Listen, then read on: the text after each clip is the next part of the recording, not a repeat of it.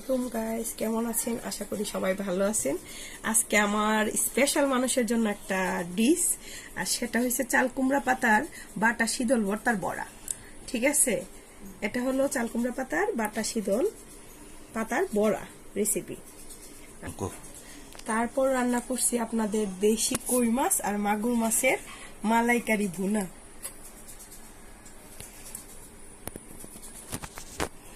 কি সুন্দর কালার আর কি সুন্দর দেখেন মাছ, নদীর মাছ, সেটা খুব অত্যন্ত সুস্বাদু, খেতে বেশ ভালো মজা। তারপর রান্না করছি আপনার গরুর কলিজা ভুনা।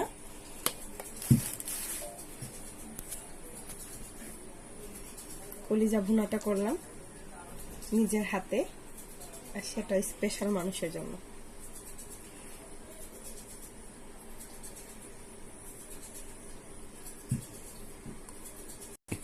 এটা হচ্ছে আমার স্পেশাল টুনা ফিশ আর শীতল দিয়ে ভর্তা ভাজি। সেটা আমাদের ফ্যামিলির প্রত্যেকটা মানুষের অনেক ফেভারিট একটা খাবার, যেটা খেলে জিভে জল আইসা পড়ে, জল কোনোভাবে আটকানো সম্ভব না গাইস।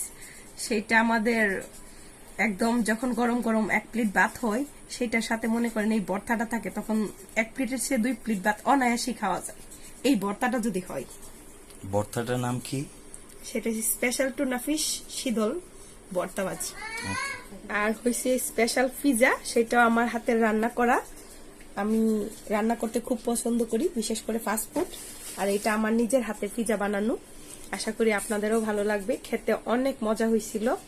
একটা অলরেডি খাওয়া দাওয়া শেষ, আর একটা পার্সেল করে আমাদের স্পেশাল মানুষের জন্য পাঠাইতেছি। আশা করি ভিডিওটা আপনাদের অনেক ভালো লাগছে।